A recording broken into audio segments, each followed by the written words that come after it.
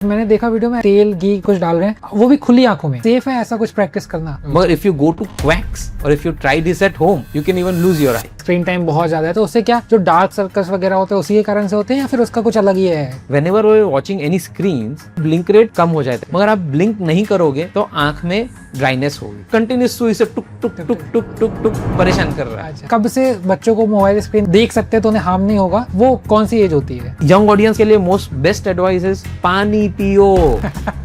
3 litre पानी पीना है। पहले मैंने काफी सुना है कि गाजर खाओ तो आंखों की रोशनी बढ़ती है। आकाश, ब्लू लाइट ग्लासेस जो है साइंटिफिक मेथड में जितनी भी स्टडी हुई है they have showed no additional benefit है। लाइक 35-40 के एज में भी कैटरेक्ट्स आ सकते हैं। किसी को आंखों में नंबर है तो क्या वो नेचुरली कम हो सकता है? अगर आपको लगता है आपका एकोमोडेशन वीक है तो you have to do pencil pushups. Pencil pushup ये क्या होता है? Let me show you. अगर मैं आपसे पूछूं कि आपके पास सबसे वैल्यूएबल चीज क्या है तो आप में से कुछ लोग बोलेंगे आपकी फैमिली, कुछ बोलेंगे कि उनका बिजनेस, एंड आज के तो लोग कुछ भी ये भी बोलेंगे कि उनका फोन सबसे वैल्यूएबल है। लेकिन कल सुबह उठ के अगर आपकी आंखों की 50% रोशनी चली जाए तो आपको एक्चुअल में पता चलेगा कि सबसे वैल्यूएबल क्या है। और सबसे इंटरेस्टिंग बात पता है क्या है? कि हम अपनी आंखों को तब तक फॉर ग्रांटेड लेते हैं जब तक कुछ प्रॉब्लम नहीं हो जाती। अगर आपको आपकी आंखों में प्रॉब्लम है या फिर आपको लगता है कि फ्यूचर में आपको आपकी आंखों में प्रॉब्लम हो सकती है तो ये पॉडकास्ट आपके लिए बहुत जरूरी है, क्योंकि आज हम कनेक्ट कर रहे हैं डॉक्टर विनीत शाह, जो कि वापी के एक ऐसे ऑप्थेल्मोलॉजिस्ट हैं एंड ऐसे आई सर्जन हैं जिन्होंने पिछले 10 सालों में हजारों नहीं लाखों लोगों को हेल्प किया है, from regular eye checkup to complex surgeries. आज हम बात करेंगे सर से एंड वो सारे क्वेश्चंस पूछेंगे जो आप एक नॉर्मल किसी भी डॉक्टर से पूछ नहीं पाते हो। Welcome sir on the podcast. Thank you. तो सर जैसे मैंने काफी सारे बच्चों को भी देखा है, मैं जब छोटा था तब भी मैंने देखा, जो क्लास टॉपर्स होते थे उनको हमेशा स्पेक्स लगते थे। तो वो इसी वजह से है कि क्योंकि वो बहुत दिन भर उनके घर में या तो प्रेशराइज करते हैं या फिर वो खुद से भी पढ़ते होंगे तो पास से पढ़ते हैं, ऐसा कुछ है ये? यस। सो ये जेनेटिकली नहीं है। हाँ। ये एनवायरमेंटल फैक्टर है। ओके, बराबर। हाँ, तो आंख के अंदर है ना बेसिकली अपनी जो विजन है, अपनी आई जो है उसको एक कैमरा से कंपेयर करो। मोबाइल में हम लोग जहां पे टच करते हैं वहां पे फोकस होता है, क्लियर रहता है और आजू बाजू का ब्लर रहता है। तो हमारी आंखों में भी एट अ टाइम दूर, नजीक और बीच में का सब कुछ एक साथ में क्लियर नहीं दिखता है। हम लोग जो जगह देख रहे हैं वो क्लियर दिखता है, बाकी का तो ब्लर ही रहता है। तो हम लोग जिस तरीके से हमारी आंख को मोल्ड करेंगे आंख उस तरीके से मोल्ड होगी। आप कैमरा के अंदर मैक्रो वाला लेंस लगाओगे तो उसमें नजीक का ज्यादा क्लियर आएगा, मगर उससे दूर का फोटो लेने जाओगे तो ब्लर रहेगा। और आप कैमरा के अंदर टेली लेंस लगाओगे तो दूर का क्लियर रहेगा मगर नजीक का फोटो क्लियर नहीं आएगा।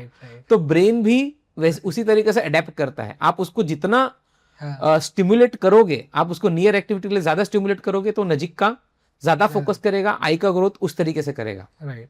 एंड आजकल मैंने देखा है कि 3-4 साल के जब बच्चे होते हैं ना वो बहुत ज्यादा एक्टिव होते हैं, फोन स्क्रीन, यूट्यूब देखना एंड काफी सारा ऐसे कंटेंट देखना। एंड पेरेंट्स भी उनको लगता है कि चलो ठीक है ये कहीं पे बिजी है, रो नहीं रहा है, परेशान नहीं कर रहा है। तो आपके हिसाब से कौन सी एक बेस्ट एज है कि कब से बच्चों को मोबाइल स्क्रीन देखना चाहिए या फिर देख सकते हैं तो उन्हें हार्म नहीं होगा, वो कौन सी एज होती है? ऐसी कोई एज नहीं है जहां पे मोबाइल स्क्रीन हार्म नहीं करेगी। अच्छा। मोबाइल स्क्रीन्स जितना हो सके उतना अवॉइड करना चाहिए। जहां पे जरूरी है उतना ही देना है फॉर एंटरटेनमेंट पर्पस, और उसके लिए या आपको कुछ काम है उसके लिए मोबाइल देना is not a correct habit. Not today, not tomorrow, not after 50 years। Right, okay. And अगर मैं मान के चलूं कि आज के जो पेरेंट्स हैं, लाइक कितना भी आप मना करो उनको अवेयरनेस है कि प्रॉब्लम होगा, लेकिन फिर भी कहीं ना कहीं एक मोमेंट में आके उनको लगता है कि यार 2 खत्म करो यार, मेरा मतलब थोड़ा देर शांत रहे। तो अगर कोई बच्चा जो 3-4 साल से मोबाइल देख रहा है या फिर उसके बाद वो देख ही रहा है तो अगले 20 साल के बाद जब वो 20 साल का हो तब तक आंखों में क्या प्रॉब्लम आ सकती है? नंबर 1 चश्मे का नंबर है वो बढ़ता जाएगा। नंबर 2, जितना आप मोबाइल देखते हो मोबाइल में से ब्लू लाइट एमिट होती है जिसके वजह से हमारी स्लीप साइकिल जो है वो डिस्टर्ब हो जाती है। ओके। स्लीप साइकिल डिस्टर्ब होगी तो बच्चा अपने आप क्रैंकी, नीडी और उसको ADHD हो जाता है। उसको अटेंशन डेफिसिट हो जाता है, यानी उसको ऐसी आदत हो जाती है कि उसको कांस्टेंट चेंज चाहिए, वो शांत नहीं बैठ पाएंगे। समझ गया। तो इट्स नॉट जस्ट कि आंख को डैमेज हो रहा है, इट्स ऑल्सो उसके डेवलपमेंट में डैमेज हो रहा है। राइट। जब उसको हाइपर एक्टिविटी का प्रॉब्लम हो जाता है, आजकल ADHD हाइपर एक्टिविटी भी बहुत बढ़ रही है, it is because of screen use. Okay. And जैसे अभी आपने बताया कि फ़ोन से ब्लू लाइट निकलती है, उससे हार्मफुल होता है, तो फ़ोन में एक फीचर होता है, आपने देखा होगा, आई प्रोटेक्शन करके, वो स्क्रीन को थोड़ा सा येलोइश कर देता है, तो क्या उससे सच में आंखें प्रोटेक्ट होती है वो फिर, या फिर वो जस्ट मार्केटिंग गिमिक है कि आप ये फ़ोन चलाओगे तो आपका आई प्रोटेक्टेड रहेगा? सो आंख के अंदर, नेचुरल लेंस के अंदर ऑलरेडी ब्लू लाइट फिल्टर रहता है, बराबर है। Right. तो जो हार्मफुल रेज है उसको तो वो कट कर ही देता है, मगर जो कम हार्मफुल रेज है वो जब आंख में जाती है, तो मैंने जैसे बताया कि स्लीप साइकिल डिस्टर्ब होती है, that is the main issue, समझ गया। बराबर। और दूसरा है, जितना आप ब्लू लाइट फिल्टर यूज करोगे तो इट डिपेंड्स आप कौन से कंडीशन में यूज कर रहे हो। समझ गया। अगर जो रात के समय जहां पे लाइट बंद है वहां पे यूज कर रहे हो तो इट्स हेल्पफुल, मगर जब लाइट दिन के समय में, जब पूरी लाइट चालू है, वैसे कंडीशन में आप ब्लू लाइट फिल्टर यूज कर रहे हो तो इट इज हार्मफुल। ओके। क्योंकि क्या होता है, जितना ब्राइटनेस ज्यादा है, आंख के अंदर है ना एक प्यूपिल कर की चीज होती है जो छोटी बड़ी होती है, जो आंख के अंदर कितनी लाइट जा रही है ना उसको रेगुलेट करती है। जब हम लोग ज्यादा लाइट में हैं तब उसकी साइज छोटी हो जाती है ताकि आंख के अंदर लाइट कम जाए, और जब लाइट कम है तब वो बड़ी हो जाती है ताकि आपके अंदर ज्यादा लाइट जाए। राइट। तो जब आपके मोबाइल में से ब्राइटनेस ज्यादा है तो वो प्यूपिल की साइज छोटी है, बराबर है। और हमको जब नजीक देखना है तभी भी आंख का रिस्पॉन्स ये रहता है कि प्यूपिल की साइज छोटी हो जाती है, to make every word we read clearer, बराबर। मगर वही जब लाइट कम होती है तो प्यूपिल की साइज एक साइड में बड़ी हो रही है क्योंकि लाइट कम है, और आप नजीक मोबाइल देख रहे हो तो मोबाइल देखने के लिए प्यूपिल को छोटा होना है, तो आंख के अंदर वो कांस्टेंट बैटल चलता है। लाइट कम है तो प्यूपिल को बड़ा होना है, और नजीक देखना है तो प्यूपिल को छोटा होना है। तो कांस्टेंट फाइट के वजह से आंख के अंदर थकान, फटीग बहुत जल्दी आ जाती है, और उसके वजह से डिजिटल आई स्ट्रेन बहुत ज्यादा होता है। तो you have to assess the condition. Night time it's good, but day time you should not do it. Sir, आज के टाइम पे लोग, अगर आप देखो, मेरा भी अगर काम मैं बोलूँ तो मेरा स्क्रीन टाइम अगर मैं देखता हूँ लैपटॉप फ़ोन सब मिला के, तो कभी कभी ये 15 आवर्स 16 आवर्स भी चला जाता है, लेकिन एक एवरेज अगर मैं बताऊँ 8 to 10 आवर्स का मेरा एंड मेरे जैसे बहुत सारे लोगों का रहता है स्क्रीन टाइम। सो ये कितना ज़्यादा हार्मफुल है हमारे लिए, और सबसे वर्स्ट केस क्या हो सकता है? ओके आकाश, तो मैं पहले आपको ये बताना चाहता हूँ, ब्रेन और आई का जो डेवलपमेंट है वो 21 ईयर्स की एज तक होता है। तो आफ्टर 21 ईयर्स ऑफ एज आप दिन में 15 घंटा मोबाइल देखो कि 18 घंटा मोबाइल देखो, आपके चश्मे के नंबर में चेंजेस उसके वजह से, या आई की ग्रोथ में उसके वजह से कोई चेंजेस नहीं होने वाले। तो वो आंख को परमानेंटली कोई तरीके से डैमेज नहीं करता है। सो बच्चों में डैमेज करता है, मगर बड़ों में उस तरीके का परमानेंट डैमेज नहीं है, क्योंकि जैसे हमारी हाइट जो है 21 के एज के बाद आप कितने भी एक्सरसाइज कर लो, साइकिल चला लो, लटक लो, बदलती नहीं है। वैसे ही 21 के बाद आप कितना ही स्क्रीन्स देख लो, वो आंख को परमानेंट स्ट्रक्चरल चेंजेस या डेवलपमेंटल चेंजेस नहीं करने वाली है। मगर the harmful thing is number 1 blue light. Blue light के वजह से हमारी जो स्लीप साइकिल डिस्टर्ब होती है, स्लीप साइकिल डिस्टर्ब होने की वजह से there are lot of mental issues that come out. Okay, got it. Sleep नहीं होती है, चिड़चिड़ापन बढ़ता है, हमारा कंसंट्रेशन कम होता है, वर्क एफिशिएंसी कम होती है। सेकेंड इज हम बहुत इनसिक्योर हो जाते हैं, राइट, बराबर। एंड सेकेंड थिंग, जितना आप मोबाइल ज्यादा देखते हो, या जितना आप स्क्रीन्स, कंप्यूटर है, मोबाइल है, लैपटॉप है, ज्यादा देखते हो, और अगर जो आपका अर्गोनॉमिक सही नहीं है तो उसके वजह से डिजिटल आई स्ट्रेन, आंख के ऊपर जोर, जैसे मैंने बताया कि इसमें ब्राइटनेस बहुत ज्यादा है, तो कॉन्स्टेंटली आंख फाइट करती है, प्यूपिल छोटा करना है, बड़ा करना है, तो आंख के मसल्स अंदर के अंदर लड़ते रहते हैं। उसकी वजह से आई फटीग बहुत जल्दी होता है, आंख में ड्राइनेस बहुत जल्दी होती है, बराबर। तो इस तरीके से जो आपके हमारे 21 के एज के बाद में जो स्क्रीन्स का इफेक्ट है, that is all temporary reversible. Okay, got it. तो जो भी प्रॉब्लम्स होंगी वो मेंटल इशू हो सकता है, या फिर स्लीप साइकिल इशू हो सकता है अगर हम ज़्यादा स्क्रीन पे देते हैं, एंड फटीग एंड आंखों का जो स्ट्रेन है वो हो सकता है। आई पेन, हेडेक, आंख दुख सकती है, हेडेक हो सकता है, आंख लाल हो सकती है, आंख में ड्राइनेस होगी, तो आंख के अंदर ऐसा लगेगा कि हमेशा कुछ ना कुछ कचरा पड़ा हुआ है, आंख को बार बार रब करने का मन करेगा। इंसान ने अगर जो ड्रिंक नहीं किया है तो भी हमेशा लगेगा कि ये इंसान पी के ही बैठा हुआ है। राइट राइट, वो आंखें ऐसी हो जाती है। यस, आंखें वैसी हो जाती है, आंख एकदम छोटी हो जाती है, आंख ऐसे लगता है कि हमेशा सोया हुआ है इंसान। राइट राइट, ये सब आता है because of dryness and digital eye strain. Got it. And ये जो आपने ब्लू लाइट की बात की कि ब्लू लाइट जो हमारी आंखों में पड़ती है तो उससे हार्मफुल या फिर ये जो प्रॉब्लम्स होती हैं, तो मार्केट में अगर आप देखोगे ब्लू लाइट ग्लासेस आते हैं, तो क्या ये एक मार्केटिंग है या फिर कुछ इसमें रियलिटी है कि वो कुछ प्रोटेक्ट करता है? सो ब्लू लाइट ग्लासेस जो है, साइंटिफिक मेथड में जितनी भी स्टडी हुई है, they have showed no additional benefit. Okay, Akash, उसमें साइंटिफिक स्टडीज जितनी भी हुई है, they are showing that it is not at all beneficial. मगर मैं जितने भी पेशेंट देख रहा हूँ, वो लोग बोलते हैं कि सर हमको उसके बाद अच्छा लग रहा है, हमको उससे आंख में आराम लग रहा है। अच्छा, सो इट्स ब्लू लाइट किस तरीके से काम करता है? ब्लू लाइट बेसिकली जो हमारी स्लीप साइकिल को अच्छा करता है, क्योंकि ब्लू लाइट की वजह से बॉडी के अंदर जो मेलाटोनिन है वो हार्मोन को वो चेंजेस लाता है, जिसके वजह से हमारी स्लीप साइकिल डिस्टर्ब होती है। तो ब्लू ग्लासेस सिर्फ हमारी स्लीप साइकिल को रेगुलर करते हैं, जिसके वजह से हमको हर एक चीज में बेनिफिट मिलता है।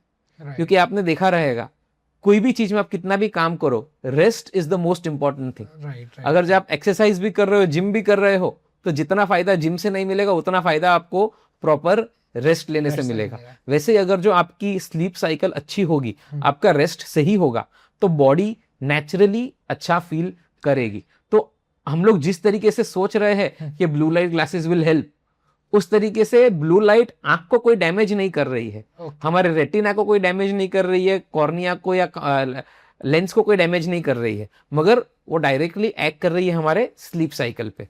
उस तरीके से हमको रेस्ट अच्छी मिलती है, तो हमको उसके लिए पूरे बॉडी में, नॉट जस्ट द आई, पूरे बॉडी में उसका बेनिफिट मिलता है। समझ गया। एंड जो स्क्रीन अगर हम बोले कि स्क्रीन टाइम बहुत ज़्यादा है, तो उससे क्या जो डार्क सर्कल्स वगैरह होते हैं उसी के कारण से होते हैं या फिर उसका कुछ अलग ही है?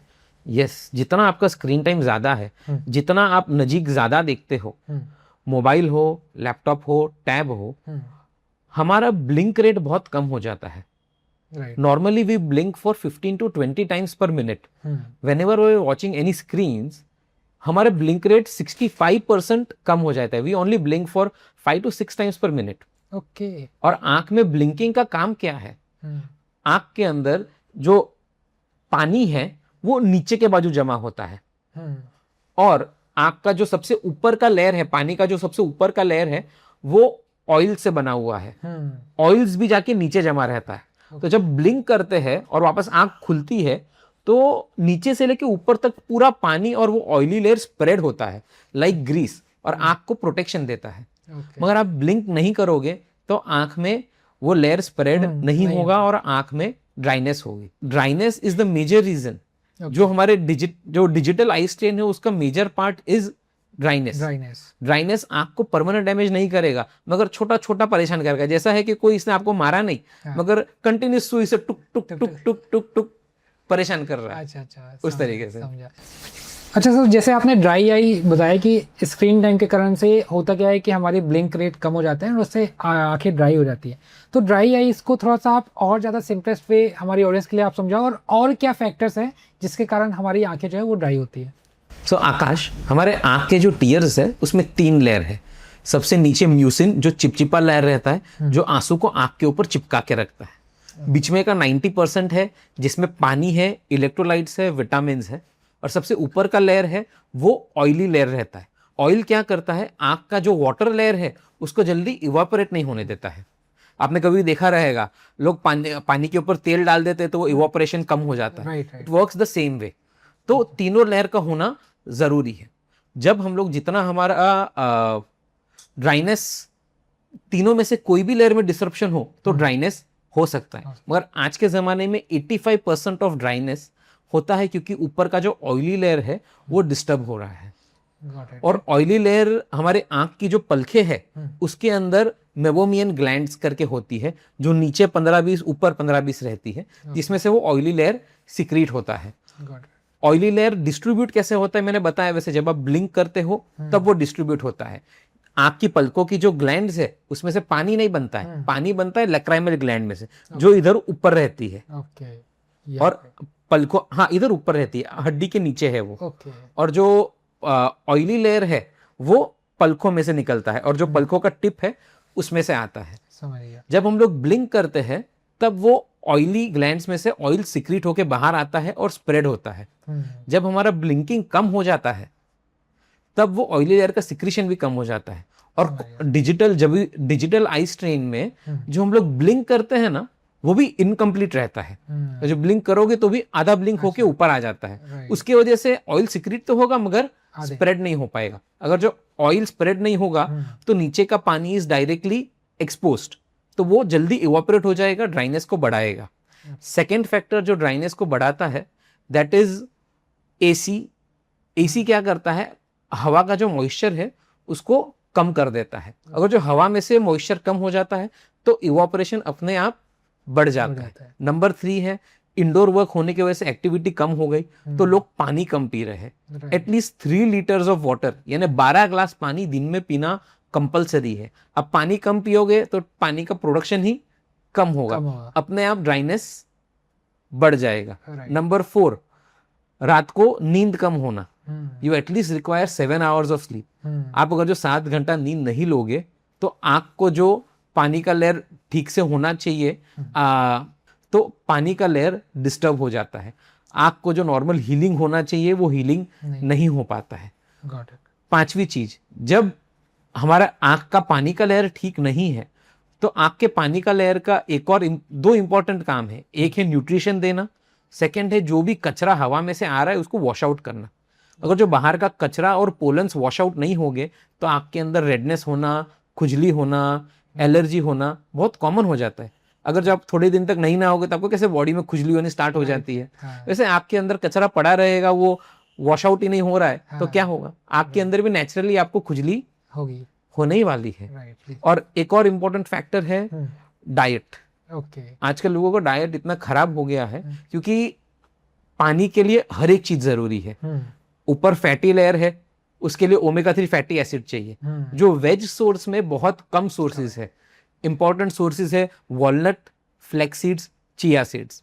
आंख का पानी का लेयर और म्यूसिन का लेयर है उसके लिए हमको हरी सब्जी, विटामिन ए की जरूरत पड़ती है और विटामिन डी की भी। जब हम लोग ज्यादा सनलाइट में नहीं जा रहे हैं तो बॉडी में उतना विटामिन डी नहीं बन रहा है, उसके वजह से भी आंख में ड्राइनेस बढ़ती है। समझ गया। एंड अभी आपने बताया कि आंखों में कचरा आ जाता है, फिर वही जो आंसू है तो उसके थ्रू वो वॉश आउट होता है। तो जैसे आप देखते हो सुबह जब हम सो के उठते हैं तो आंखों की यहाँ साइड पे अगर आप देखोगे तो कचरा है या फिर वो क्या वही कचरा है जो वॉश आउट होता है? क्योंकि अगर आप देखो कि दोपहर में अगर हम सो रहे हैं तो वो चीज़ें नहीं होती है, लेकिन सुबह जब हम सो के उठते हैं तो आंखों के आजू बाजू रहता है, तो क्या है एग्जैक्टली है क्या वो, और दोपहर में ये क्यों नहीं होता, रात में ही क्यों होता है? तो वो जो कचरा है वो सिर्फ हमारे, वो जो वाइटनेस है वो सिर्फ कचरा नहीं है। बॉडी के अंदर कंटिन्यूसली सेल्स रीजनरेट होते हैं। जो सबसे ऊपर की लेयर है वो धीमे धीमे बाहर निकलती है, नीचे से नई लेयर आती जाती है। तो जो डेड सेल्स है वो भी कहाँ जाएंगे, वो भी धीमे धीमे पानी के साथ वॉश आउट होते हैं। मगर आंख में ड्राइनेस होता है तब वो सेल्स भी वॉश आउट नहीं हो पाते। तो वो जो वाइटनेस है वो डेड सेल्स प्लस कचरा प्लस जो ड्राइनेस है वो तीनों मिला के रहता है। जब आप रात को सो रहे हो तब बॉडी हील कर रही है, तभी ये सब चेंजेस होते हैं। इसके वजह से जब दिन में क्या है, दिन में आप फिर भी 1 मिनट में 5 बार ब्लिंक कर रहे हो, अगर 5 बार ब्लिंक तो कर रहे हो, उसके वजह से भले ही आउटफ्लो कम है, कचरे का फ्लो निकलना कम है, मगर फिर भी वो चालू है। तो धीमे धीमे वो फिर भी कलेक्ट होता रहता है, निकल जाता है। अच्छा, मगर जो रात का समय है वहां पे हमारा ब्लिंकिंग नहीं है, तो वहां पे जो भी कचरा है वो वॉश आउट नहीं होने वाला है। दिन भर का जो कचरा जमा हुआ है जो पूरी तरह निकला नहीं है वो धीमे धीमे जमा होके रात को वहां पे बैठ जाता है। अब दोपहर को सोओगे तो भी 1 या 2 घंटा, मगर रात को आप 7 घंटा सोओगे। राइट। तो वो डिफरेंस इन टाइम है। समझ गया। और इसके साथ साथ मैंने देखा ठंड में जब मैं छोटा था तो मेरे साथ भी ऐसा था कि आंखें चिपक जाती है। आपने देखा होगा, मोस्टली बच्चों में भी होता है, बड़ों में तो मुझे जब से मैं 20 साल के ऊपर हुआ तब तो नहीं हुआ, लेकिन छोटे में मैंने देखा कि आंखें चिपक जाती है। फिर मम्मी क्या करती हैं कि वो रुमाल थोड़ा गर्म करके फिर उसको ऐसे टैप टैप करो तो धीरे धीरे वो खुलती है। वो क्या होता है, वो एग्जैक्टली क्या है? वो यही है, अच्छा, आंख का कचरा ही है। ठंडी में क्या होता है, हम लोग ऑलरेडी पानी कम पीते हैं। आंख में हम लोग पानी कम पीते हैं, उसकी वजह से बॉडी में ड्राइनेस बढ़ती है। बॉडी में ड्राइनेस बढ़ती है, जितना ड्राइनेस बढ़ता है उतना हमारे जो डेड सेल्स है वो भी बढ़ जाते हैं। तो जब वो डेड सेल्स और जमा होके कड़क हो जाते हैं, वही रहता है वो जो आप बोल रहे हो कि आंख के कॉर्नर में येलोइश व्हाइटिश कड़क होके जमा हो जाता है, वो ड्राइनेस की वजह से ही है। आंखें ही नहीं खुलती हैं, आंखें ही नहीं खुलती है क्योंकि वहां पे वो रह के क्रस्टिंग हो जाता है, कड़क हो जाता है वहां पे जाके। ओके, ठंड में, समझ गया। एंड काफ़ी टाइम आपने देखा होगा, लाइक आपने भी नोटिस किया होगा, मैंने भी एक्सपीरियंस किया होगा, आप लोगों ने भी किया होगा कि कभी कभी हमारे आंखों के सामने मतलब ऐसा लगता है कि कोई छोटे छोटे कीड़े चल रहे हों या फिर एकदम बारीक बारीक से मतलब अलग सा वो दिखने लगता है, तो वो क्या है? तो आकाश, उसको हम लोग है ना फ्लोटर्स बोलते हैं। Okay. तो मेरे पास जो पेशेंट आते हैं वो क्या बोलते हैं, सर वो आंख के आजू बाजू में एक काला धागे जैसा घूम रहा है या तो फिर एक काला मच्छर जैसा घूम रहा है। हम लोग उसको पकड़ने जाते हैं मगर वो पकड़ में ही नहीं आता है और आंख के साथ कभी कभी घूमता रहता है, कभी दिखता है कभी नहीं दिखता है। राइट। तो फ्लोटर्स क्या होते हैं, आंख के अंदर जो लेंस और रेटिना के बीच में की जगह है उसमें एक विट्रियस नाम की जेली है। अच्छा। वो एक जेल है जो हमारे पर्दे को भी चिपकी हुई है और लेंस को भी चिपकी हुई है, मगर जैसे जैसे उसमें एजिंग के चेंजेस आते हैं उसके वजह से वो जेल धीमे धीमे पानी बनने लगता है। तो जैसे जैसे वो पानी बनने लगता है तो उसमें व्हाइट व्हाइट पार्टिकल्स अंदर जमा हो जाते हैं। तो पार्टिकल्स जरूरी नहीं है वो ब्लैक है, मगर वो अंदर सिर्फ पार्टिकल्स है। जब उसके ऊपर रोशनी लग रही है तो वो अपने को ब्लैक दिख रहे हैं, बराबर है, मगर वो आंख के बीच में घूमते रहते हैं। इसके वजह से हमको दिखता है कि वो कहाँ पे तो है मगर पकड़ में नहीं आ रहे हैं। एक उसका एग्जाम्पल दूं तो हम लोग जो गम लगाते हैं, ट्रांसपेरेंट गम, हम लोग जब ट्रांसपेरेंट गम लगाते तब वो ट्रांसपेरेंट है, मगर सूखने के बाद जब निकालते हैं तो कैसा दिखता है वो? राइट, वैसा ही हो गया, व्हाइटिश दिखता है, कड़क दिखता है। तो वैसे ही जब विट्रियस जेल जब उसमें चेंजेस आते हैं तो उस तरीके के छोटे छोटे पार्टिकल्स आंख में घूमते हैं, उसकी वजह से तकलीफ होती है। और उसका एकदम नेचुरल आपको समझाना हो तो स्नो ग्लोब जो आता है जिसके अंदर अंदर तारे डाले हुए पानी फिल्ड, उसको हिलाते हैं तो तारे ऊपर आते हैं फिर धीमे धीमे नीचे बैठते हैं। तो फ्लोटर्स भी वैसे ही है। Over 1 to 2 years of time धीमे धीमे फ्लोटर्स ऐसे हो जाएंगे कि कभी कभार आपको दिखेंगे और फटाफट नीचे बैठ जाएंगे। तो floaters are absolutely normal ageing changes. अगर जो आपको चोट लगी हो या आपकी आंख बहुत लंबी हो तो ये चेंजेस आपको जल्दी भी आ सकते हैं। समझिए। एंड ये मैंने देखा है कि ये कभी भी लाइक रेगुलर बेसिस पे तो नहीं, कभी कभार ऐसे दिखा, वो भी कुछ सेकंडों के लिए, फिर वो गायब हो जाता है। तो ये नॉर्मल है या फिर? बिल्कुल नॉर्मल है। मैंने समझा है ऐसे स्नो ग्लोब की तरह है।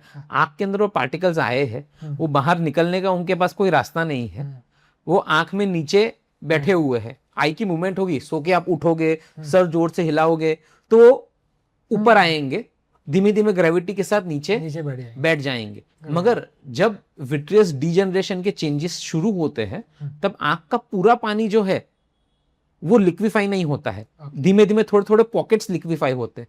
तो स्टार्टिंग में हो सकता है कि आपको वो कांस्टेंट दिखे, मगर over 1 to 2 periods of time पूरा पानी जब लिक्विफाई हो जाता है उसके बाद आपको इतना डिस्टर्ब नहीं करेंगे। They will be there for some time and then they will settle down. Okay. And अभी लाइक अगर फॉर एग्जांपल मेरा अभी -0.25 नंबर है, तो क्या स्पेक्स लगाने के बाद भी नंबर बढ़ता है या फिर अगर मैं स्पेक्स नहीं लगाता हूँ तो नंबर बढ़ेगा? मतलब अगर आंखों पे नंबर आ गया है तो क्या वो कांस्टेंट बढ़ता जाएगा या फिर नहीं बढ़ेगा? दैट इज, आपने जो सवाल पूछा है दैट डिपेंड्स ऑन एज।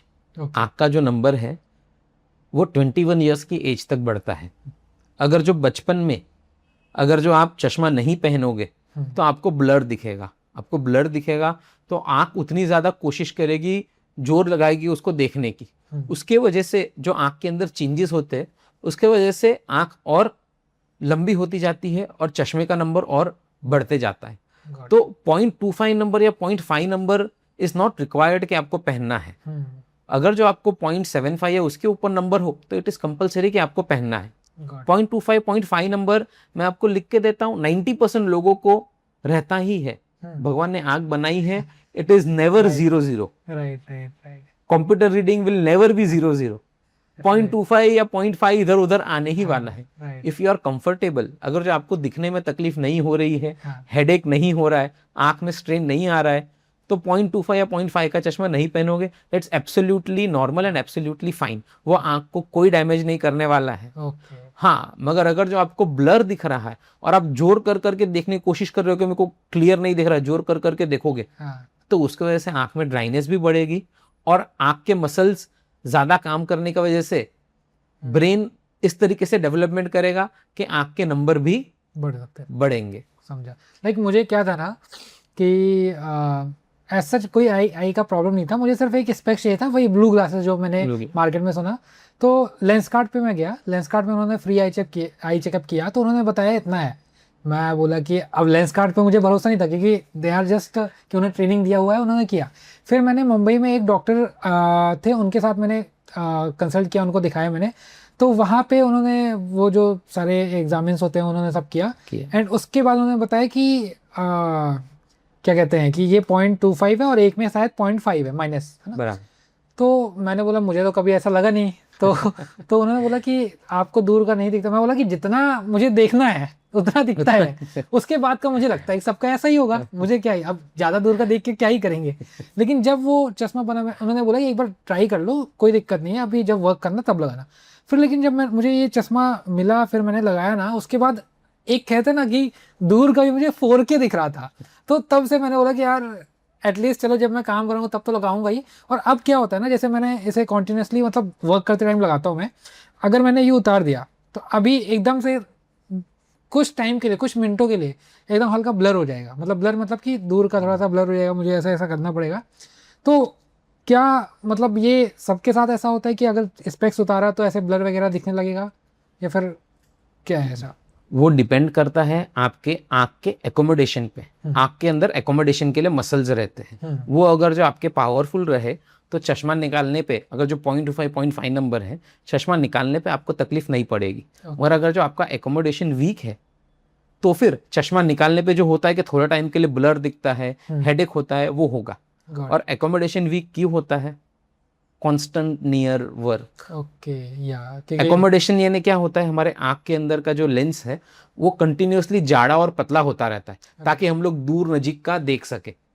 अगर जो मसल वीक हो गए तो जो आप चश्मा निकालने पे आंख को जो जोर लगा के देखना है वो नहीं कर पाती है तुरंत। उसको अडेप्ट होने में थोड़ा टाइम लगता है, इसके लिए थोड़ा टाइम के लिए ब्लर लगता है। तो हमेशा आपको एकोमोडेशन स्ट्रॉन्ग करने के लिए जो बोलते थे कि आंख साइड में करो, ऊपर नीचे, लेफ्ट राइट देखो, गोल घुमाओ, कभी नीचे देखो, ऊपर देखो, नीचे देखो, ऊपर देखो, तो जितना वो दूर नजीक देखती रहेगी वैसे वो ट्रेन होती है। And most important thing to do, अगर आपको लगता है आपका एकोमोडेशन वीक है तो you have to do pushups. Okay, pushups यानी चेस्ट वाले पुशअप्स नहीं, पेंसिल पुशअप्स। पेंसिल पुशअप्स ये क्या होता है? Let me show you. एक पेन या पेंसिल दो। तो आप एक पेन या पेंसिल लीजिए, उसको 1 आर्म लेंथ डिस्टेंस पे रखिए, आंख के लेवल पे, बराबर है। और आपको फोकस करना है सिर्फ टिप पे। आजू बाजू का ब्लर दिखे, डबल दिखे, वो टेंशन नहीं लेना है, आपको सिर्फ टिप क्लियर दिखनी चाहिए। धीमे धीमे उसको नजीक लाइए, जब तक आपको क्लियर दिख रहा है तब तक नजीक लाइए। जब आपको लगता है कि ब्लर हो गया, डबल हो गया, तब रुकिए, थोड़ा ब्लिंक कीजिए, जोर लगाइए, उसको क्लियर कीजिए।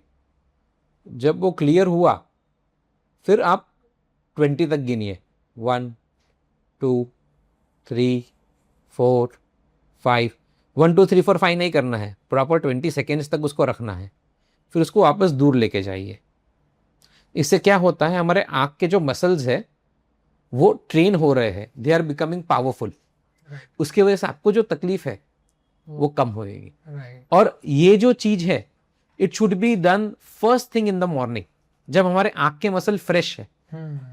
रात को जब थक गए हैं तब करोगे तो आपको उल्टा हेडेक ज्यादा होगा, आई स्ट्रेन ज्यादा होगा, तकलीफ ज्यादा होगी। जैसे बोलते हैं कि सुबह उठ के एक्सरसाइज करो तो ज्यादा बेनिफिशियल है रात को करने से, वैसे ये जो एक्सरसाइज है should be done first thing in the morning. Got it, समझिए। एंड अगर किसी को आंखों में नंबर है तो क्या वो नेचुरली कम हो सकता है? सो डिपेंड करता है, दो चीज होती है। एक होता है आई के ऊपर स्ट्रेन, जैसे कि आपने बोला 0.25 0.5 नंबर है, उस टाइप का जो नंबर है, एकोमोडेशन आप स्ट्रॉन्ग करोगे तो 1 नंबर तक भी एकोमोडेशन स्ट्रॉन्ग हो जाएगा, तो आपको चश्मे की जरूरत नहीं पड़ेगी। मगर अगर जो नंबर 1 से ज्यादा है, आपकी अगर जो आंख है वो ऑलरेडी लंबी हो चुकी है, अगर जो हमारा फोकस रेटिना के आगे गिर रहा है, तो कोई भी एक्सरसाइज, कोई भी मेडिसिन, कोई भी तरीका आंख की साइज को वापस छोटा नहीं कर सकता है। स्ट्रक्चर को इंसान नहीं बदल सकता है। तो वो नंबर्स वापस कभी नहीं जाएंगे, वो रहेंगे ही।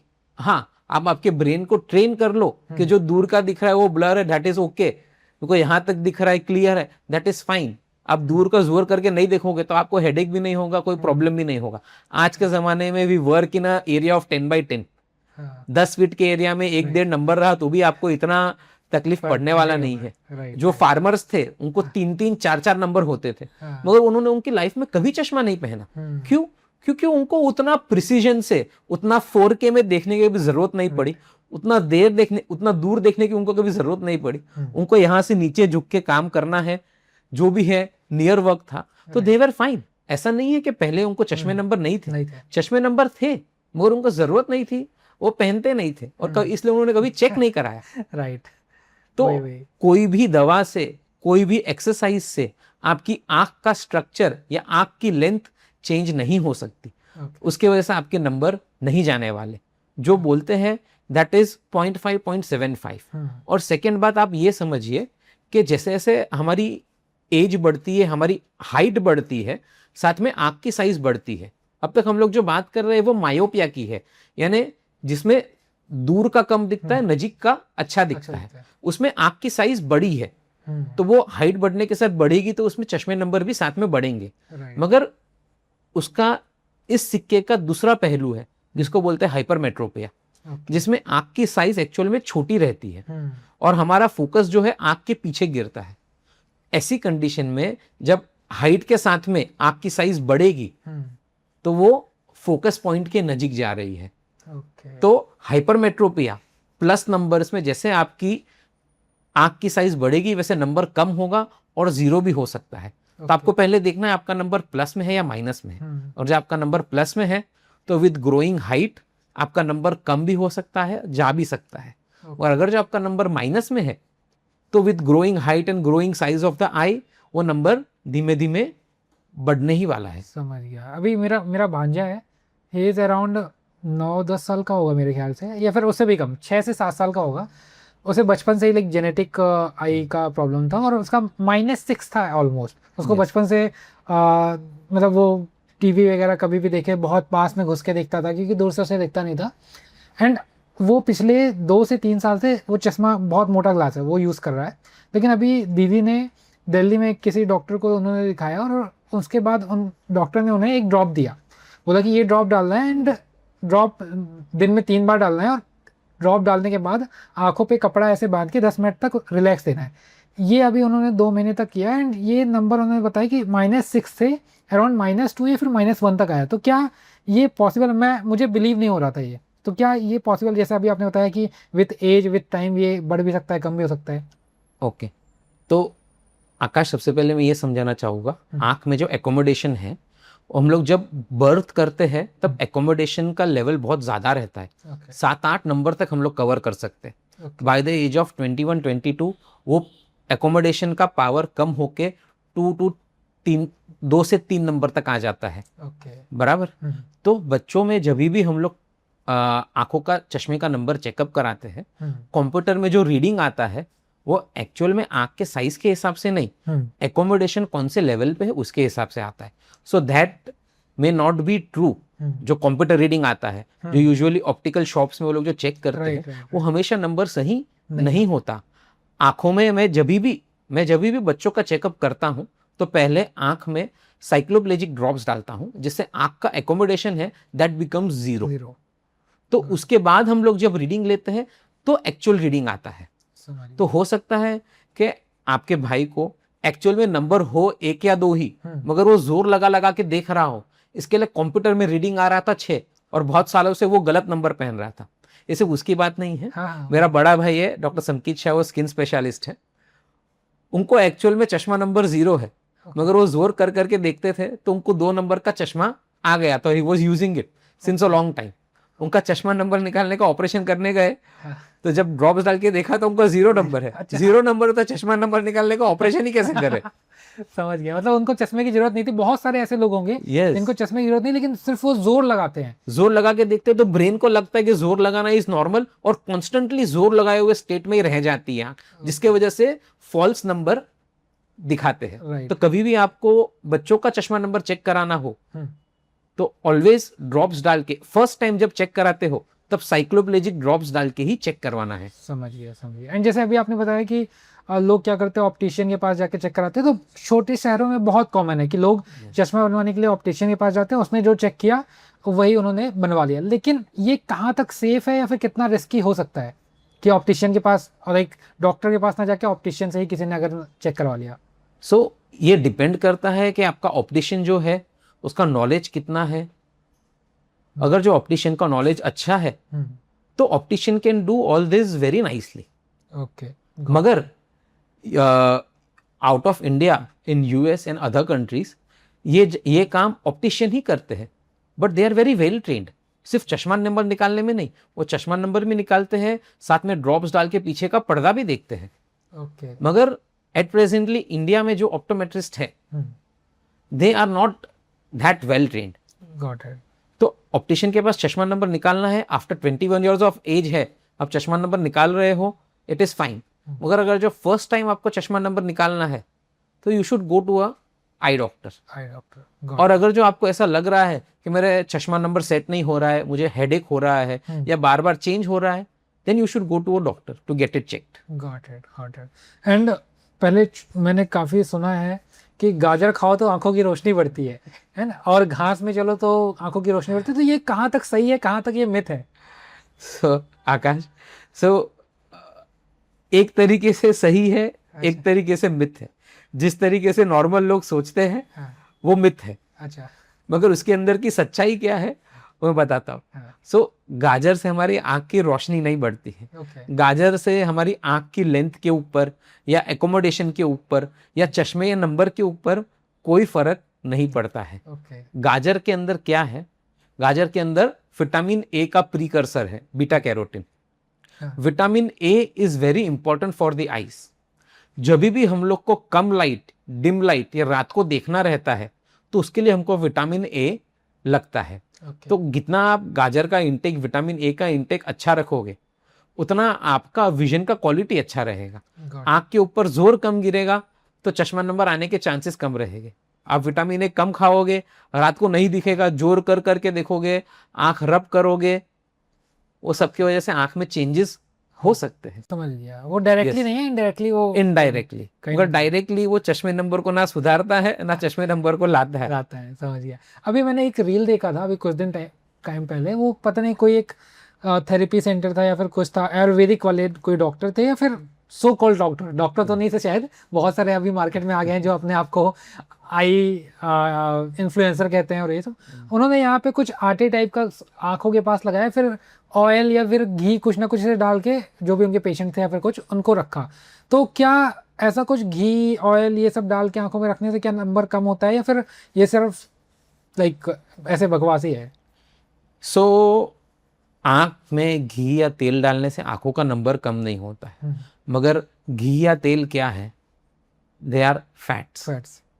आंख के पानी के लेयर का सबसे ऊपर का लेयर कौन सा था? फैटी लेयर, लिपिड्स का लेयर। राइट। तो वो क्या करते हैं? आंख का जो ड्राइनेस है उसको कम करते हैं, आंख का जो स्ट्रेन है उसको कम करते हैं। जो हम लोग जोर लगा लगा के देख रहे हैं जिसकी वजह से आंख में ड्राइनेस हो रही है, तो वो जोर को कम करते हैं, ड्राइनेस को कम करते हैं। उसके वजह से जो 0.5, 0.75, 1 नंबर जो जोर कर करके आया रहता है वो कम होता है। जो मैंने बताया, इससे आंख की साइज में या शेप में कोई चेंजेस नहीं आने वाला है, मगर हम लोग जो जोर लगा के कर रहे हैं उसमें चेंजेस आने वाले हैं। बराबर है। अगर जो आप सिर्फ तेल या ऑयल लगा के मालिश करते रहोगे तो आपके मसल बनने नहीं वाले हैं। मसल बनेंगे कभी जब आप एक्सरसाइज करोगे, प्रोटीन खाओगे। तो आप सिर्फ घी लगाते रहोगे, घी से मालिश करते रहोगे तो उससे मसल नहीं बनने वाले। मगर वही घी तेल लगा के मालिश करने से मसल में जो रिलैक्सेशन होता है, जो रिकवरी होती है, that is also equally important. So आंख में भी वो सेम केस है, आंख की साइज को, शेप को या चश्मे नंबर को चेंजेस नहीं कर रहा है, मगर आंख की जो ड्राइनेस है उसको कम कर रहा है, और साथ में आंख में जो स्ट्रेन हो रहा है उसको कम कर रहा है। ओके, सो ये सेफ है? लाइक मैंने देखा वीडियो में अराउंड 400 to 500 ml वो तेल घी पता नहीं कुछ डाल रहे हैं, तो क्या सेफ है? आंख वो भी खुली आंखों में वो डाल रहे हैं, और ये सब, तो क्या ये सेफ है ऐसा कुछ प्रैक्टिस करना? So Ayurvedic is a very very old tradition from India. तो if you go to a very certified Ayurvedic practitioner, तो उनके जो बुक्स है उसमें वो उनको जो फॉर्मुलेशंस दिए गए हैं दे आर सेफ।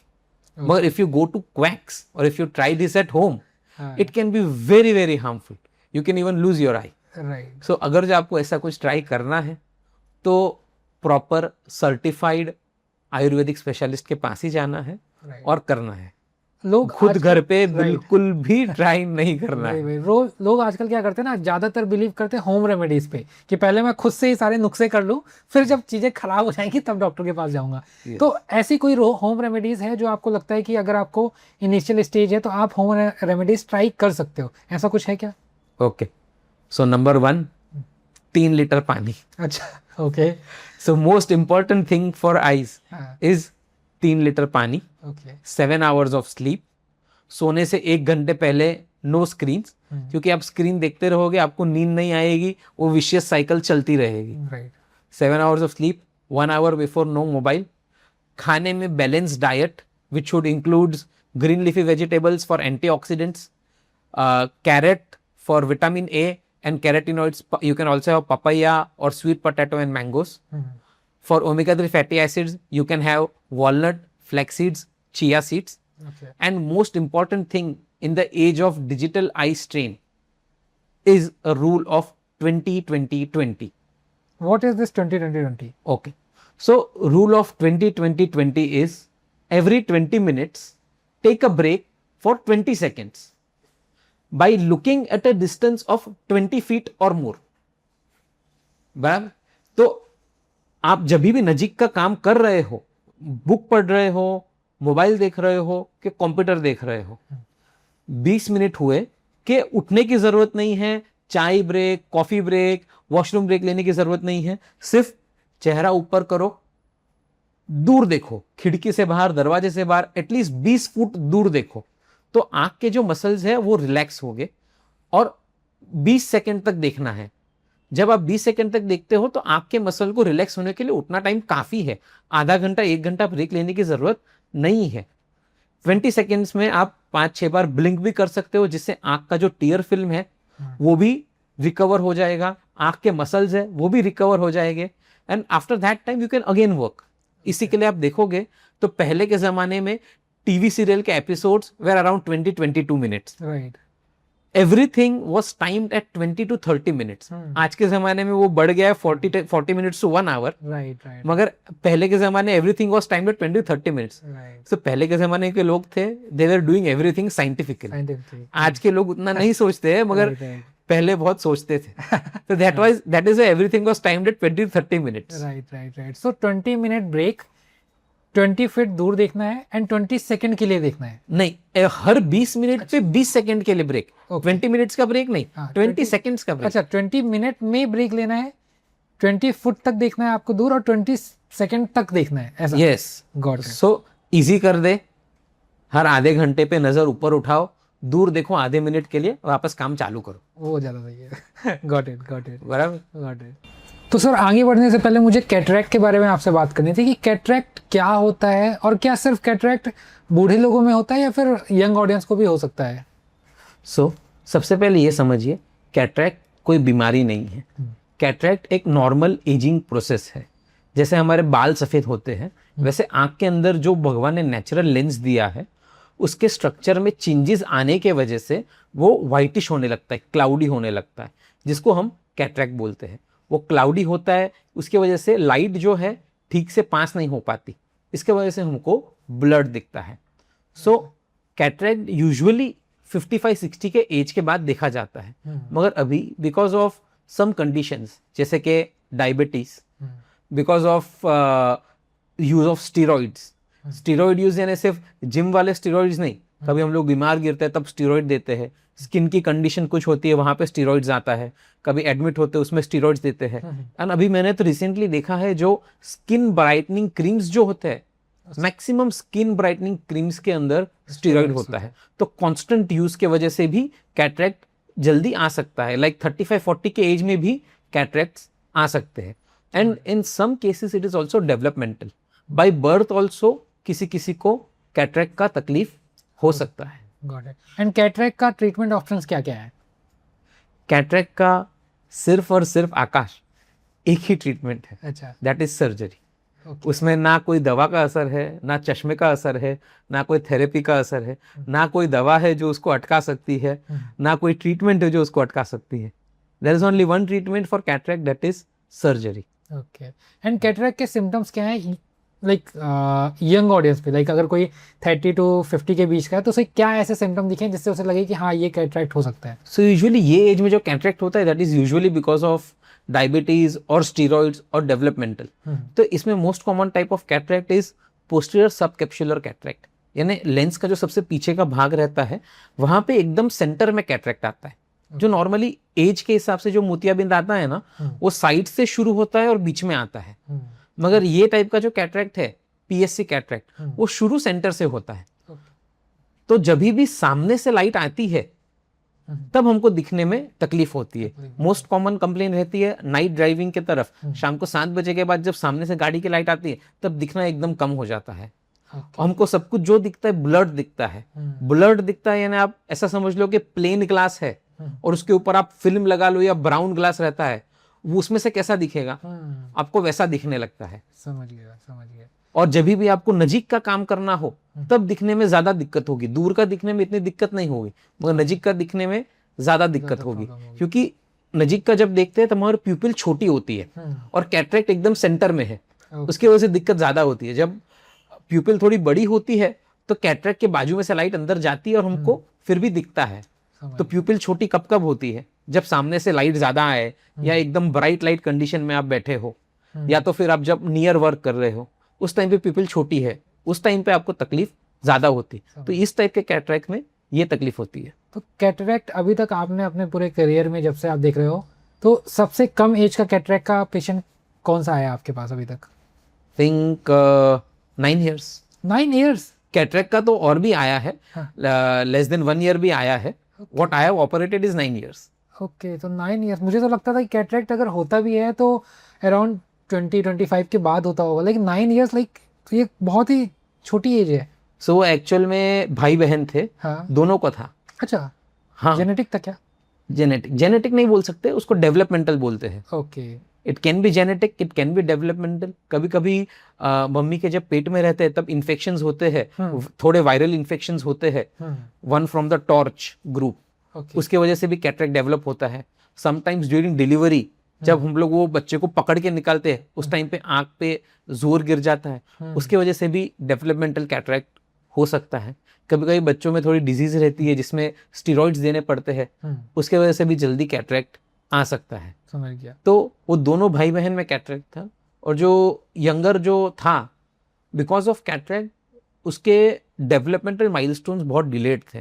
ओके, समझ गया। बट जैसे उसका कैटरेक्ट ऑपरेट हुआ, once he started seeing clearly, उसके डेवलपमेंट में ड्रास्टिक चेंजेस थे। He started developing very nicely. Okay, so cataract का ट्रीटमेंट एक्चुअल में होता कैसे है, लाइक क्या प्रोसेस है उसका? सो कैटरेक्ट का ट्रीटमेंट इंडिया में एट प्रेजेंटली 3 तरीकों से होता है। सबसे पहला है जो हमारी पुरानी पद्धति है कैटरेक्ट की, which is most 80% of cases done in India, which are done in camp cases, free cases, in trust hospitals, in government hospitals, वो है स्मॉल इंसिजन कैटरेक्ट सर्जरी।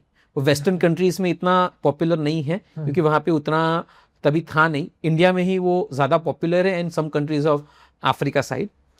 तो उसमें एक बड़ा चीरा लिया जाता है 8 to 10 मिलीमीटर्स का। कहाँ पे?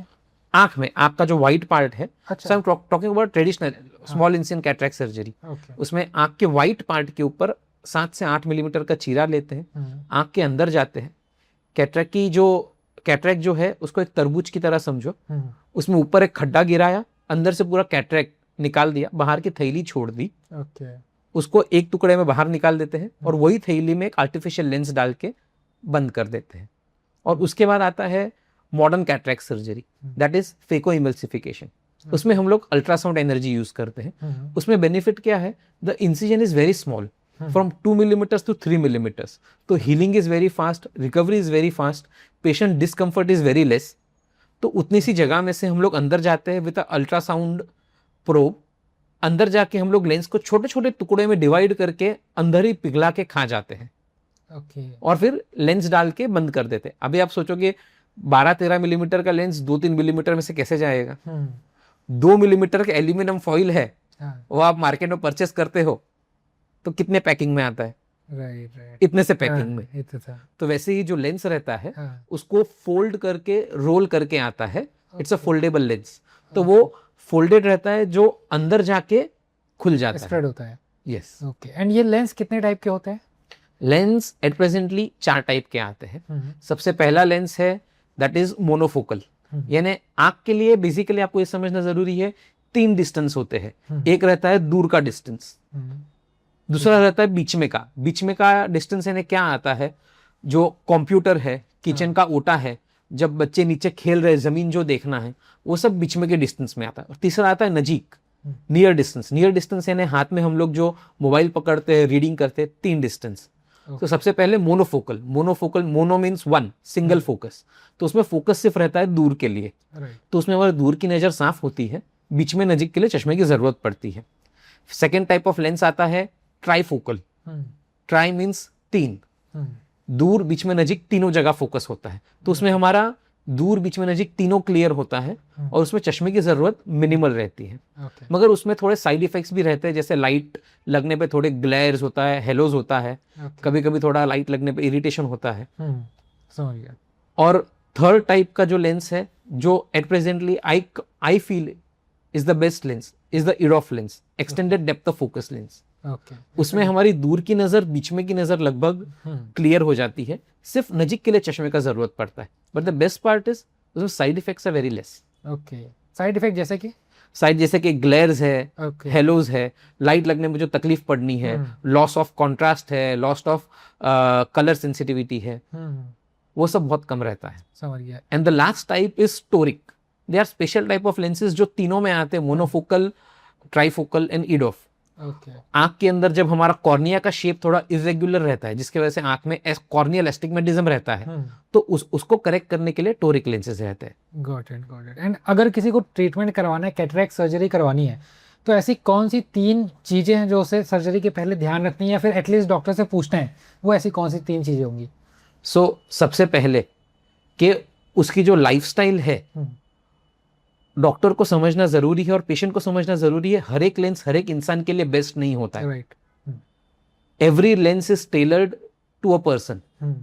उनकी लाइफस्टाइल क्या है, उनका वर्क क्या है, उनकी एज क्या है, उनकी रिक्वायरमेंट क्या है, and at last is money. Okay. सबसे पहले लाइफस्टाइल समझना जरूरी है कि उनके लिए कलर कॉन्ट्रास्ट कितना जरूरी है, उनका वर्क कितना परफेक्शन का है। राइट। सेकेंड जमाना जरूरी ये है कि उनका नाइट ड्राइविंग का टाइमिंग कितना है, उनका ब्राइट लाइट के अंदर काम कितना है। ओके। नंबर 3 ये देखना है कि आंख में ड्राइनेस है या नहीं। नंबर 4 आपको देखना है कि जो भी एडवांस लेंसेज है, ट्राईफोकल, इडॉफ, उसमें कुछ ना कुछ साइड इफेक्ट रहता है और हमेशा कुछ नंबर पीछे छूटने की पॉसिबिलिटी रहती है। आपको कितना बेनिफिट चाहिए और कितना आप उसके साइड इफेक्ट सहन करने को रेडी हो। इफ पेशेंट इज प्लायेबल और not, if patient is ready to accept some loss और नॉट। अगर जो उनकी एक्सपेक्टेशन बहुत हाई हो कि मेरे को सब परफेक्ट ही चाहिए, तो एट प्रेजेंटली दुनिया में ऐसा कोई लेंस बना नहीं है जिसके सिर्फ बेनिफिट्स हो और कोई लॉस ना हो। Okay, got it. So patient का mindset is the most important thing. They have to understand this कि दुनिया में कोई परफेक्ट लेंस नहीं है। बेनिफिट्स है तो साथ में लॉस भी होगा ही, डिसएडवांटेजेस भी रहेंगे ही। राइट। एंड आजकल मैंने काफ़ी टाइम से वर्ड सुना लेसिक्स। तो लेसिक्स एक्चुअल में सबसे सिंपलेस्ट वे में आप बताओ कि क्या है? बेसिकली मैंने जैसे आपको मायोपिया, हाइपरमेट्रिया में बताया कि आंख नॉर्मल है मगर आंख की साइज बड़ी या छोटी है तो रेज है वो पर्दे पे फोकस नहीं हो रही है। तो हम लोग क्या कर रहे हैं, आगे का आंख का जो ब्लैक पार्ट है उसमें लेजर से जला के आई का शेप चेंज कर रहे हैं, जिसके वजह से वो फोकस रेटिना पे गिरे। ओके। बाकी हम लोग आंख को ठीक नहीं कर रहे, ना आंख को खराब कर रहे हैं। तो लेसिक से होता क्या है, मतलब अगर किसी को चश्मे लगे हैं तो वो चश्मा हट जाएगा या फिर क्या है? वो डिपेंड करता है आपकी आंख के पैरामीटर्स के ऊपर, कॉर्निया में थिकनेस कितनी है। अगर जो आपका नंबर बहुत हाई हो, एक्चुअल में पर सिंगल नंबर हमको 12 to 15 माइक्रॉन्स कॉर्निया का बर्न करना पड़ता है। अगर जो आपका नंबर बहुत हाई हो और आपके कॉर्निया में उतने जलाने की जगह ना हो, तो we can not do LASIK. समझ गया। तो लेसिक्स में कितने नंबर तक के जो चश्मे होते हैं या फिर पेशेंट जो प्रॉब्लम सफ़र कर रहे हैं, तो क्या एक आपके साइड से है कि सेफर इतने नंबर तक के लोग हैं? तो उसी पे there is no safe category. जब तक आपका प्री ऑपरेटिव वर्कअप नहीं होगा, you can not know whether आपके लिए लेसिक फिट है या नहीं। ओके। इवन आपका चश्मा नंबर 1.5 रहेगा तो भी आप में लेसिक नहीं हो पाएगा। कभी कभी आपका चश्मा नंबर 8-9 रहेगा तो भी आप में लेसिक हो सकता है। ओके। इट ऑल डिपेंड्स कि आपके कॉर्निया का थिकनेस क्या है। इसमें जो कॉमन नॉर्म्स है कि लेसिक का सबसे बेस्ट रिजल्ट मिलता है between 2 to 5 numbers. Okay, got it. And इसके साइड इफेक्ट्स क्या हो सकते हैं? लेजर में number 1 side effect is dryness of the eye. Laser में क्या होता है, हम लोग एक फ्लैप उठाते हैं, तो फ्लैप जब उठाते हैं तो वो कट होता है, तो आंख के कॉर्निया की जो नर्व्स है वो भी साथ में कट होती है। तो उसके वजह से आंख का जो फीडबैक मैकेनिज्म है कि आंख ड्राई हो रही है और पानी बनाओ, वो फीडबैक मैकेनिज्म डिस्टर्ब हो जाता है। उसके वजह से आंख में ड्राइनेस होती है। So dryness is the most common side effect. Second side effect is कभी कभी लेजर के बाद थोड़ा सा पीछे हेज छूट सकता है। This are common side effects. और जो अनकॉमन साइड इफेक्ट्स, जो कॉम्प्लिकेशन बोलते हैं, they are very very very very rare. Okay. I feel that is based on your luck. जितना लक आज है भूकंप आने का, उतना ही एक्चुअली स्टैटिस्टिकल लक है आपको लेसिक के बाद कॉम्प्लिकेशन होने का। LASIK is one of the most safest surgery in the world. Okay.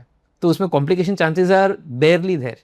मगर कॉम्प्लिकेशंस क्या होते हैं, जो फ्लैप उठाया वो फ्लैप पूरी तरह उखड़ सकता है, या फ्लैप जब वापस रखा तब उसमें डिस्टर्बेंस हो सकता है। फ्लैप के एज में से थोड़े सेल्स अंदर जाके ग्रो हो सकते हैं। ये फ्लैप क्या है ये एक्चुअली? फ्लैप तो जो कॉर्निया है, हम लोग को सबसे ऊपर की लेयर बर्न करने से फायदा नहीं है, क्योंकि ऊपर की लेयर जो है वो रीजनरेटिव लेयर है। आप उसको बर्न करोगे तो नहीं आ जाएगी, that is not going to help you. हमको जो बर्न करना है that is non regenerative layer, जो आंख के बीच में की जो सेंटर की जो लेयर है वो। तो वहां तक हम लोग एक्सेस कैसे करेंगे? उसके लिए हम लोग ऊपर इपिथेलियम और बोमेंस मेम्ब्रेन का एक फ्लैप उठाते हैं, जहां से आंख का जो सेंटर पार्ट है दैट इज कॉल्ड स्ट्रोमा, वो एक्सपोज होता है। तो वहां पे हम जो लेजर करते हैं दैट रिमेन्स परमानेंट, उसमें फिर वापस चेंजेस नहीं होते हैं। तो लेसिक्स किसे किसे कराना चाहिए? जिसको भी चश्मे से इंडिपेंडेंस चाहिए, ओके, और जो उसके साइड इफेक्ट्स एक्सेप्ट करने को, जैसे कि ड्राइनेस है, आगे पीछे थोड़ा आधा एक नंबर छूटना है, वो एक्सेप्ट करने को रेडी हो, उसको कराना चाहिए। And most important criteria is age about 21। You should not get your LASIK done below the age of 21, क्योंकि 21 के एज के पहले आई स्टिल ग्रोइंग। चश्मा number can change before the age of 21, so you should get it done after the age of 21। Late में कोई as नहीं है। मेरी खुद की मम्मी ने 50 के एज में लेसिक करवाया है। सो लोग बोलते हैं कि 35 के बाद नहीं कराने का कोई फायदा नहीं, ऐसा नहीं है। You can get it done even at the age of 50। Even हम लोग कैटरेक्ट सर्जरी के बाद कोई पीछे नंबर छूट जाता है तो उनमें भी एट द एज ऑफ 65 ही हम लोग लेसिक करते हैं। Got it. एंड मान लेते हैं कि अगर आप आज 25 ईयर्स के होते और आपको चश्मा लगता, तो क्या आप खुद लेसिक्स करवाते? डेफिनेटली, ओके, डेफिनेटली करवाता, क्योंकि एट प्रेजेंटली उसकी जो टेक्नोलॉजी है इट इज वेरी एडवांस्ड। पहले के जमाने में सिर्फ इतना था कि वो चश्मा नंबर निकालता था, मगर आज का जो उसके इन्वेस्टिगेशन है और आज की जो लेजर करने की technology that is advance so much कि चश्मे के साथ या नॉर्मल इंसान को जो दिखता है दैट इज कॉल्ड 6/6। आज आपको लेसिक कराने के बाद you get eagle vision, that is you can get even better vision than a normal person. So before ending this podcast, आप ऐसी कौन सी बात हर इंडियन को बोलना चाहते हो जो वो अपनी आंखों के बारे में नहीं जानते हैं एंड रेगुलर बेसिस पे वो गलती करते हैं? ओके, सो नंबर 1 मिस्टेक है बाहर सनलाइट में नहीं खेलना। जो पेरेंट्स सोचते हैं कि इंडोर एक्टिविटीज बढ़ानी है, पढ़ाई ज्यादा होनी चाहिए, मगर आंख के हेल्थ के लिए most important thing is 2 hours of sunlight. Okay, बच्चों को जो आपने किया है, जो आप 4 से 6, 5 से 7 खेलते थे, वो प्रथा कंटिन्यू कीजिए। बच्चों को 2 घंटा बाहर खेलने के लिए प्रोत्साहित कीजिए। Send them outside to play. Okay. नहीं खेलना है तो वॉकिंग करे, साइकिलिंग करे, मगर 2 घंटा नेचुरल सनलाइट मिलना is most important thing. Got it. And for the young audience? Young audience के लिए most best advice is follow the 20-20-20 rule. Okay. Every 20 minutes take a break for 20 seconds, look at something 20 feet far away. उससे आपकी आंख की health सबसे अच्छी रहेगी। Blue glasses पहन लो, मोबाइल कंप्यूटर में ब्लू फिल्टर लगा लो, सब चेंजेस कर लो, लाखों के मोबाइल ले लो, महंगी महंगी स्क्रीन ले लो, सब कर लो, हजारों की दवा खा लो, उन सब से जितना बेनिफिट नहीं मिलेगा उससे ज्यादा बेनिफिट मिलेगा from the simple thing, without कोई पैसे के, बिना कुछ किए हुए, simple 20-20-20 rule. It's just 20 seconds। Got it. And second most important thing जो आज मैंने जनरेशन में देखा है कम होते हुए, इस पानी पियो। 3 लीटर पानी पीना है। ओके। सो पानी तेल नहीं है। इंडिया में अभी भी पानी फ्री है। घर में, सबके घर में आरओ है। 2 कदम चलने पे पानी मिल जाएगा। Right. Have water. Got it. And अगर इस पॉडकास्ट को देखने के बाद अगर किसी को लगता है कि मुझे आंखों में प्रॉब्लम है या फिर कुछ भी, तो क्या वो आपसे कैसे कनेक्ट कर सकते हैं, ऑफलाइन या फिर online? They can connect to me online also and offline also. Offline में मेरा जो सेंटर है वापी में, I have 2 centers in Vapi Gujarat, एक चला में है, एक छिरी में है। ओके। और ऑनलाइन मुझे कनेक्ट करना है, I am available on YouTube, I am also available on WhatsApp. You can WhatsApp me any time. Number आपको स्क्रीन पे भी दिख रहा होगा, आप वो नंबर पे कभी भी मुझे व्हाट्सएप कर सकते हो। I will reply to you personally. Okay. Thank you so much sir.